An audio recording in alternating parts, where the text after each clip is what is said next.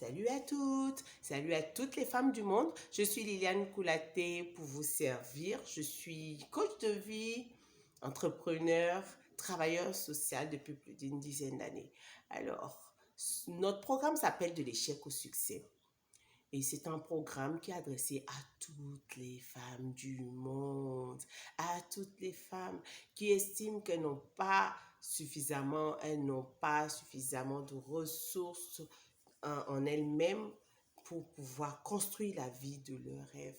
Parfois, on se sent emprisonné dans une vie qu'on n'a pas vraiment choisie, une vie ou qu'on a choisie, dont on n'a pas vraiment mesuré tous les contours, toutes les conséquences. On se retrouve juste là-dedans comme ça et on se sent en situation d'échec, on se sent comme si on avait échoué quelque part et que on n'arrive plus à trouver par quel bout il faut commencer.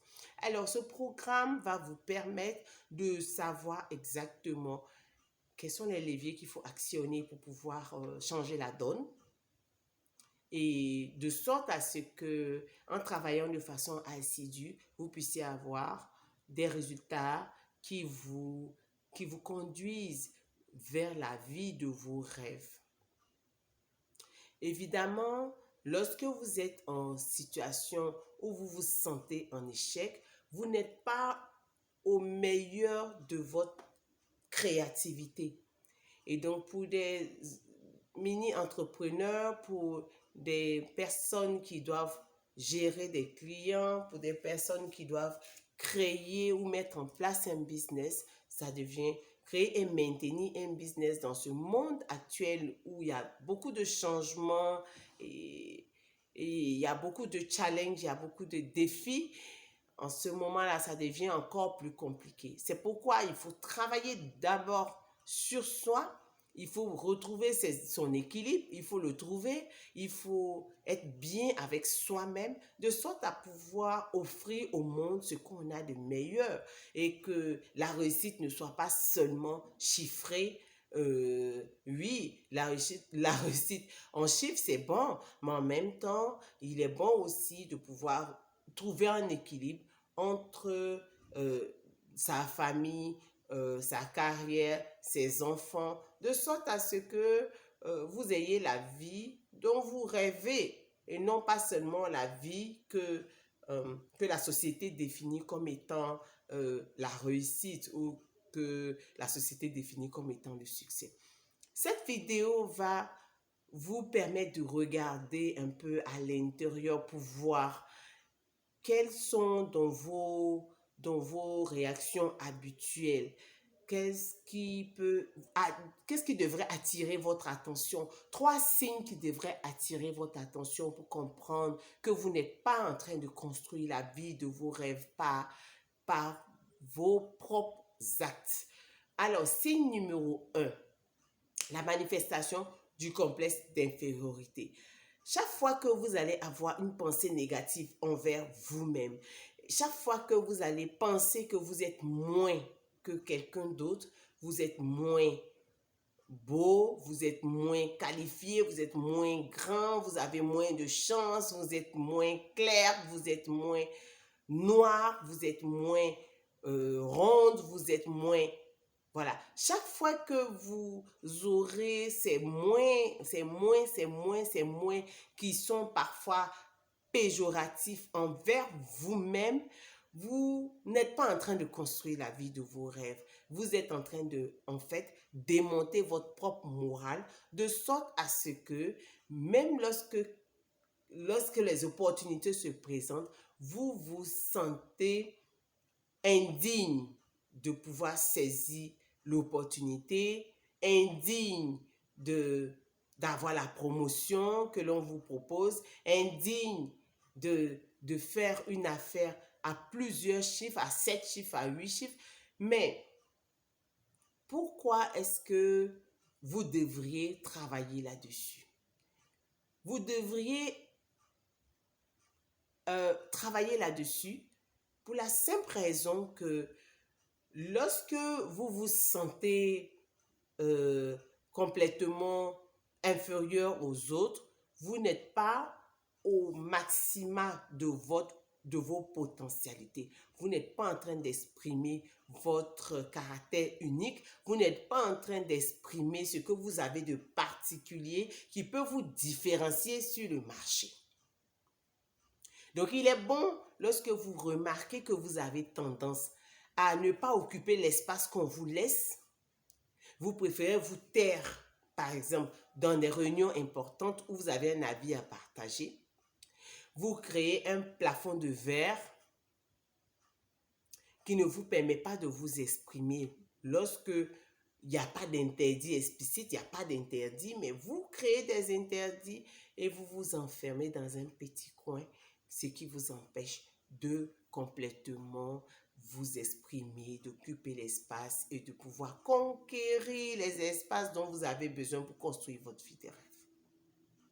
Lorsque vous remarquez ce type de comportement, que vous l'avez de façon habituelle, alors vous devez marquer un arrêt et vous devez regarder et vous dire bien, je vais travailler sur ce point de sorte à ce que dans 3 mois, dans 6 mois, dans 1 an ou dans 2 ans, je ne sois plus en train de me dénigrer moi-même. Je ne sois plus en train d'être mon propre blocage. Alors, signe numéro 2. Vous avez cette tendance à partager vos idées de projet, recherchant une validation extérieure. C'est-à-dire, vous avez de bonnes idées, mais vous n'êtes jamais sûr que ce sont de bonnes idées tant que vous n'avez pas partagé avec 1, 2, 3, 4, 5, 6, 7 personnes, 8 personnes et vous continuez. Toute l'énergie que vous mettez à partager à des gens qui n'ont rien demandé, à des gens qui n'en ont cure en réalité parfois, à des gens qui ne sont pas des experts, à des gens qui ne sont pas partie prenante, à des gens qui ne sont pas partenaires potentiels, c'est de l'énergie que vous perdez. Et là, vous vous mettez dans une position où vous risquez de ne pas réaliser ce projet.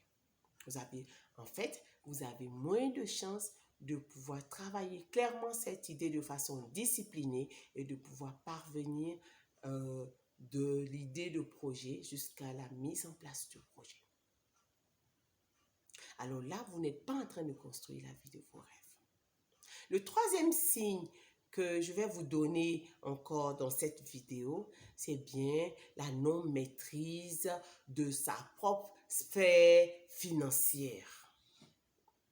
Si vous n'avez pas une claire idée de comment évolue la courbe de vos finances, cela devrait attirer votre attention. Parce que vous n'êtes pas en train de construire la vie de vos rêves. Vous n'êtes pas en train de poser les jalons qui vont vous mener vers la vie de vos rêves.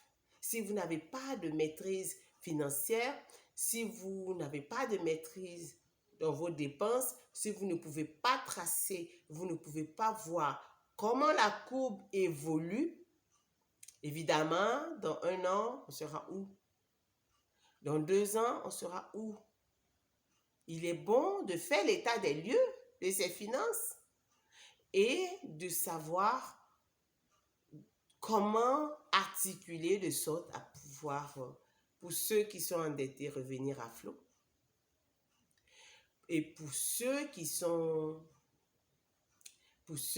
à flot, comment s'organiser pour pouvoir avoir une courbe qui est croissante. Même si la croissance est lente, pour que la courbe au moins ait cette allure avant que l'entrepreneuriat ou avant que vos idées de projet, vos projets mis en place puissent vous permettre d'atteindre un niveau qui vous convienne, un niveau qui soit satisfaisant ou encore plus pour vous. Voilà ce que j'avais à présenter dans cette vidéo. Merci de la revoir encore et encore et de prendre des notes et de regarder, l'examiner pour voir si vous vous retrouvez dans l'un des signes qui a été évoqué ce soir, comprenez qu'il y a du travail, comprenez qu'il faut prendre les choses en main. Il faut prendre les choses en main parce que oui, c'est possible de construire la vie de ses rêves. Oui, c'est possible d'y arriver, c'est possible de le faire. Et voilà. Merci, merci, merci d'être là. Merci, merci, merci. Merci de voir toutes les autres vidéos de la série de l'échec au succès. Elles vont vous donner des idées, des trucs, des astuces et vous donner aussi tout ce qu'il vous faut, du matériel qui soit productif pour vous, qui vous permette de pouvoir vous remettre en selle pour la croissance de vos entreprises. Je vous remercie. À bientôt. Bye.